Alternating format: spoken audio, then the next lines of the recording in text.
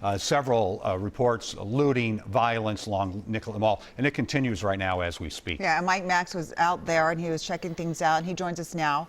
Maxie, you're inside now, right? We are inside now and safe, but not far from us. It's a mess, and it's going to be a mess tomorrow morning and beyond. What we saw just outside our WCCO studios was alarming just minutes ago. We will not know the extent of the looting and destruction for some time, but it is significant. This is kitty corner from our studios, Caribou Coffee. They destroyed a couple of windows. Next door, as Jeff mentioned, they did the same to Brits. We just saw people leaving there not long ago that were coming out of Brits, and obviously some of the looters that had gone in. Across the street at Devil's Advocate, watch this. This man appears to get assaulted. That's right across the street from us. They smashed a big window on him, and he was left to lay there. He told us, we went out there to see if he needed safety. He told us he was a bystander observing who got caught up in the crossfire. There's the end result. They cut him up, his leg and his hands, leaving him to go it alone. He did not want his face on camera when we found him. He did explain why his body was bloodied.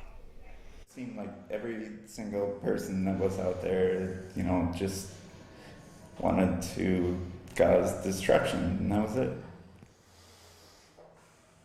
it. Taking a look at the map here of what they think so far has been looted, I think it's going to be much more extensive than that when we find out tomorrow morning. The looting and break-ins in downtown, the list could grow longer as police presence is spotty right now. Jeff mentioned this. You will see a huge cavalry almost in one place, but then they do a sweep and move on, and there's no one left behind. This is a different crowd than we saw at the riots a few months ago. They are angry.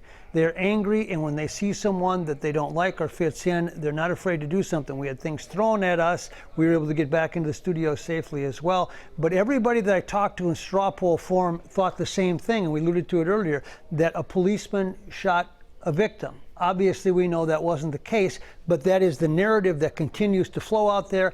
And a final note, if you're thinking about coming downtown as someone that's curious, we saw that in the riots, don't. It's not safe out there. It's not safe at all, and you can't tell where there's police protection close to you and where there's not. So stay home. Don't come to downtown Minneapolis. Absolutely. Yeah, Maxie, I don't know if we'll pull the map up again, but I would add to those that Brugger's, Lunds and Byerly's, at least the liquor store, if not the grocery, Foot Locker, Saks Fifth Avenue, Nordstrom Rack, the Walgreens and CVS, we've confirmed that as well. Haskell's Liquor, the Fine Arts Building, Enterprise Rent-A-Car.